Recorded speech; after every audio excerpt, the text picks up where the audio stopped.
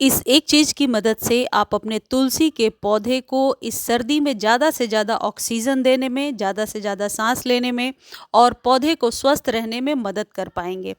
तुलसी के पौधे को सर्दियों में कैसे बचा कर रखना है और ग्रोथ किस तरीके से लेनी है, आज के वीडियो में मैं आपको बताने वाली हूँ कि बहुत आसान से घरेलू उपाय करके आप भी अपने तुलसी जी को घना बना सकते हैं। कई लोग समझते हैं कि सर्दियों में तुलसी की ग्रोथ नहीं होती, ऐसी बिल्कुल कोई बात नहीं है। देखिए, मेरे तुलसी जी में बहुत ही अच्छी ग्रोथ होने लगी है, लेकिन साथ ही साथ एक छोटी सी प्रॉब्लम ये होने लगी है कि पानी बहुत कम देने की वजह से कोई कोई पत्ती मुड़ी हुई निकल करके आ रही है। तो तुलसी जी को किस तरीके से वाटरिंग करना है सर्दियों में, पहले तो ये जान लेते हैं। बहुत कम पानी नहीं देना है, लेकिन ज़्यादा पानी देने का साइड इफ़ेक्ट क्या होगा कि तुलसी जी को बराबर मात्रा में ऑक्सीजन उनकी जड़ों में नहीं जा पाएगी और रात भर ओस में यदि तुलसी आपकी बाहर रखी हुई हैं तो इन दोनों के कॉम्बिनेशन से तुलसी का पौधा जो है अपनी पत्तियों को गिरा देगा और धीरे धीरे मुरझाने लगेगा। तो करना क्या है, ओपन में रख सकते हैं जैसे मैंने ओपन में रखा है, लेकिन तुलसी के पौधे को वीक में सिर्फ 2 बार आप वाटरिंग कीजिए, अच्छे से पानी दीजिए। देखिए, मेरी तुलसी जी में जो कीड़ों का अटैक हो गया था, उस पर एक वीडियो मैं ऑलरेडी शेयर कर चुकी हूँ, लिंक डिस्क्रिप्शन में दे दूँगी। यदि आपके तुलसी के पौधे में काले कीड़े का अटैक हो गया है, जो सर्दियों में अक्सर तुलसी जी में हो जाता है, तो किस तरीके से उसे आपको घरेलू तरीके से निपटना है, कैसे पौधे को स्वस्थ रखना है, इसका लिंक डिस्क्रिप्शन में मैं दे दूँगी। तुलसी के पौधे पर नई ग्रोथ किस तरीके से ले सकते हैं और पौधे को बिल्कुल हरा भरा बना करके रखने में पहला स्टेप ये है कि तुलसी के पौधे में आप गुड़ाई करते रहेंगे। गुड़ाई का बहुत ही ज़्यादा फ़ायदा है, ये जो मैं करके दिखा रही हूँ इसे गुड़ाई कहते हैं, यानी टाइलिंग करना कहते हैं। इससे क्या होता है कि रूट्स बहुत स्ट्रांग होती हैं। यदि तुलसी जी की जड़ें अच्छे से गमले में फैली होती हैं और स्ट्रांग होती हैं तो आपके तुलसी के पौधे को, सूखते हुए पौधे को भी बचाया जा सकता है। देखिए, मैंने पानी तो नहीं डाला है, लेकिन ओस रात भर बहुत ज़्यादा पड़ने से मिट्टी बिल्कुल मॉइस्ट नज़र आ रही है। तो एक चीज़ आप ये करेंगे कि यदि आप तुलसी जी की पूजन करते हैं, सुबह में जल देते हैं, तो अभी सर्दियों में आप बहुत थोड़ा सा पानी दीजिए, या मैं बोलूँगी बिल्कुल ना के बराबर पानी दीजिए यदि तुलसी को बचाना है। देखिए कितनी ओस पड़ रही है और सर्दियाँ बहुत ज़्यादा है। वैसे तो तुलसी जी के लिए धूप बहुत ज़रूरी है, लेकिन अभी आज 29 दिसंबर है और धूप दिल्ली, नोएडा में कहीं भी नहीं है। ऐसे में यदि आपके यहाँ धूप है तो ओपन में रखिए, और यदि धूप नहीं है, पानी बिल्कुल भी मत दीजिए।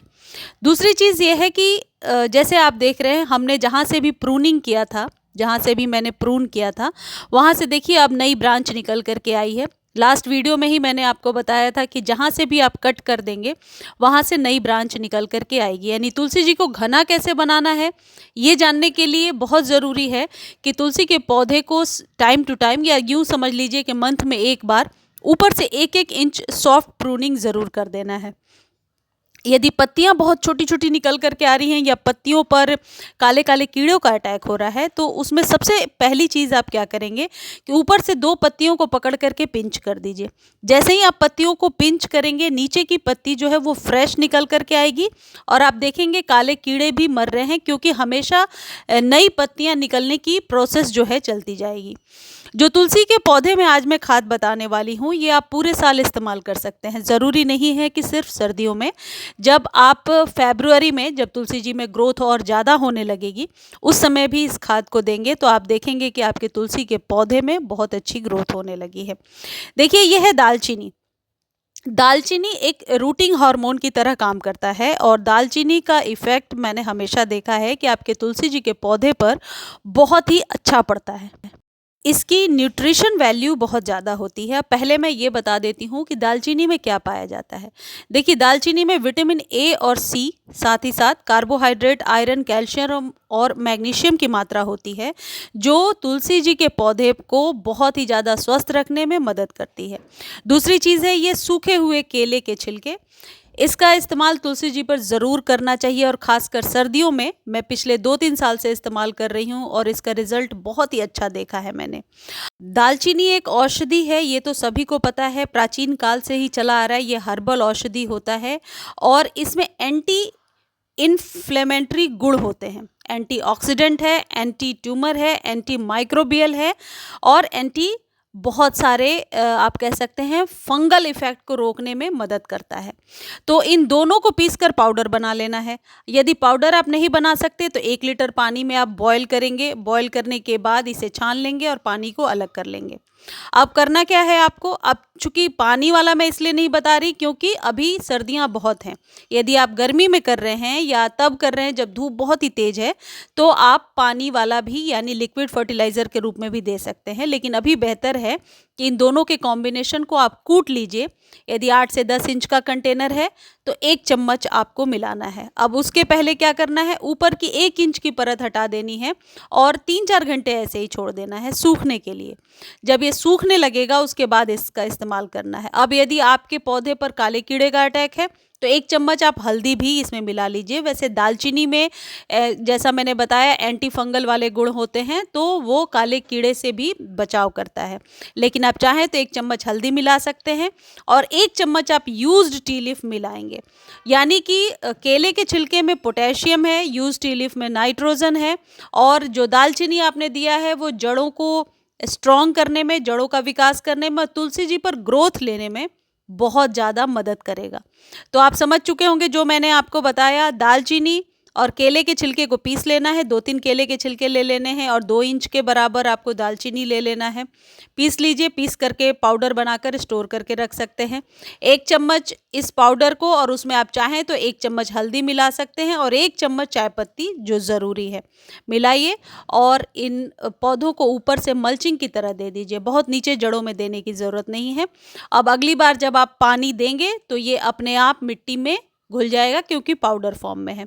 ये जो केले के छिलके हैं ये आपके पौधे पर बहुत ज़्यादा ग्रोथ लेने में मदद करेंगे, और जो दालचीनी है वो रूट्स को भी स्ट्रॉन्ग करेगा क्योंकि रूटिंग हार्मोन की तरह काम करता है।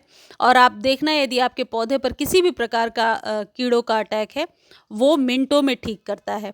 दालचीनी आपके पौधे की ग्रोथ को बढ़ाने में मदद करता है। देखिए मेरे तुलसी जी के पौधे में अभी पिछले 8-10 दिनों में ही इतनी अच्छी ग्रोथ हुई है और हर एक पत्तियां जो हैं निकल करके स्वस्थ निकल करके आई हैं। मैं भी वही खाद इस्तेमाल करती हूँ जो आप लोगों के साथ शेयर करती रहती हूँ। तो जिन लोगों की ये शिकायत है कि हमारे तुलसी के पौधे में काले कीड़े का अटैक हो गया है या पत्तियां सारी गिर रही हैं, देखिए पत्तियां गिरने और पीले होने के पीछे 2 ही कारण होता है। या तो आप बहुत ज़्यादा पानी दे रहे हैं या बिल्कुल भी पानी नहीं दे रहे हैं। बिल्कुल भी पानी नहीं देंगे फिर भी पौधा सर्वाइव कर लेगा। पानी कम देना है, धूप में रखना है, गुड़ाई करना है और ये खाद देना है। ऐसा करने से आपके तुलसी का पौधा बहुत जल्द स्वस्थ हो जाएगा।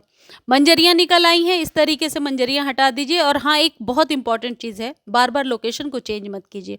यदि आप देखेंगे तो इसी जगह पे मैं तुलसी के पौधे को पिछले 6 महीने से एक ही जगह पे मैंने रखा हुआ है।